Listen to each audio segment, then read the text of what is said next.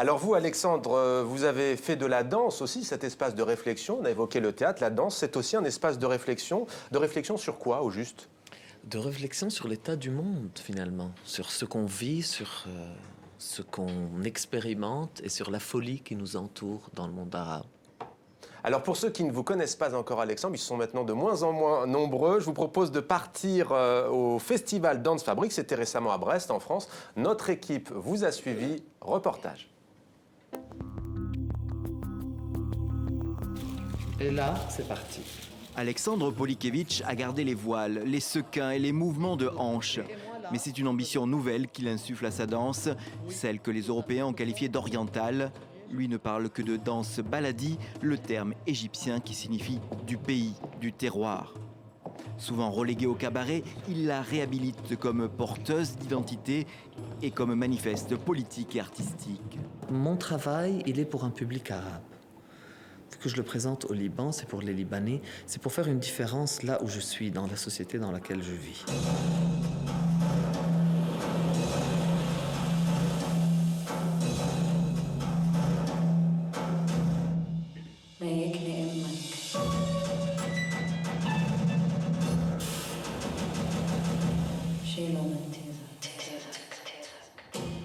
Ce mois de mars 2014, Alexandre Polikevitch est à Brest, en France, une première hors de Beyrouth. Au festival Danse Fabrique, il a décidé d'apparaître nu, d'affirmer son corps d'homme là où souvent ne dansent que les femmes.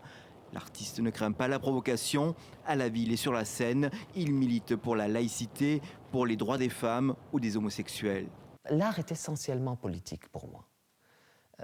Moi, que je danse en robe ou en jupe, c'est de la politique.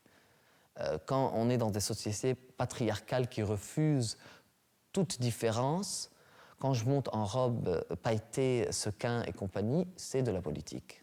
Qu'on le veuille ou pas. Que j'ai les cheveux longs, que je me maquille, c'est de la politique.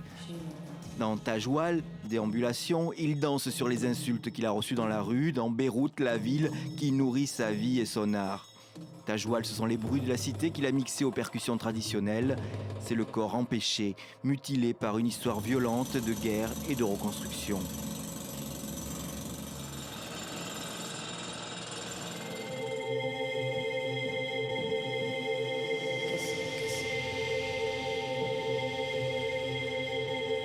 Un artiste capteur du monde qui l'entoure, Alexandre Polikevitch danse les mutations d'une société attachée à sa culture et aspirant au changement. Alors Alexandre Polikevitch vous compte une nouvelle femme, hein, Malouma. Vous aimez beaucoup Alexandre Polikevitch, hein, visiblement. Il est sympa, vraiment. C'est bon, c'est un art très intéressant. Merci. Lui, il appelle la danse baladi, il ne veut pas l'appeler danse du ventre, à juste titre, danse orientale. Vous êtes d'accord avec lui? Il faut faire attention aux mots. Oui, baladi, c'est local et c'est très joli. Ça. Ce qui est très très fort chez Alexandre, c'est la transgression qu'il nous propose. Pas tellement au niveau de la réhabilitation de la danse orientale, excuse-moi, mais c'est surtout la transgression par rapport au genre, par rapport au sexe masculin, au sexe féminin. Et quand j'essaye d'expliquer la pesanteur de la condition féminine dans les pays arabes et le poids, et pas seulement les religieux malheureusement, parce que les conservateurs, les pouvoirs autoritaires et les islamistes partagent exactement le même bagage culturel. Hein. Après, ils se disputent pour le pouvoir, mais ils sont exactement les mêmes. Et la chose qui est intéressante, c'est que nous sommes dans un pays où tout est sacralisé.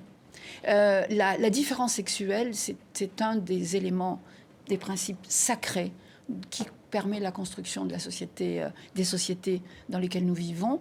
Et la hiérarchie, c'est-à-dire la domination des hommes par les femmes, est un des éléments de cette sacralité. Donc, quand Alexandre fait cette danse lascive d'un homme qui est habillé en femme et qui va danser comme ça, alors on dit habillé en femme parce que c'est le seul, voilà, eh bien, il y a ce phénomène de désacralisation qui est en train d'être vécu. Sur ce point de vue, le rapport au corps, les conservatrismes, le patriarcat, c'est là où la révolution doit aussi se faire, ou l'évolution en cours, je ne sais pas. Moi, je pense qu'on a cru à tort que la dictature pouvait protéger d'un certain nombre de choses. Et je crois qu'il y aurait beaucoup à dire sur l'instrumentalisation politique, laïque, d'un féminisme d'État qui, en fait, a dissimulé totalement le fait que dans les couches profondes, les plus libérales comme les plus populaires, Ouais. les conservatismes sont toujours là. Mais j'allais dire que le combat, il est à mener ici aussi. Enfin, je veux dire, Alexandre disait qu'il s'adresse à un public arabe et arabophone. Mais je pense que la transgression du genre, compte tenu des débats qu'on a eus en France récemment Pas pour sûr les que le élections, spectacle d'Alexandre ne fasse pas débat d'ailleurs à Paris. Je ne suis pas certaine en ce que ce moment. spectacle passe Ouais. sans aucune difficulté et que la question de la subversion et l'interrogation sur la manière dont ces catégories sont figées, ces conservatismes, il ne faut pas se leurrer, enfin, ils sont présents chez nous, ici, Ouais. à Paris et en Occident également.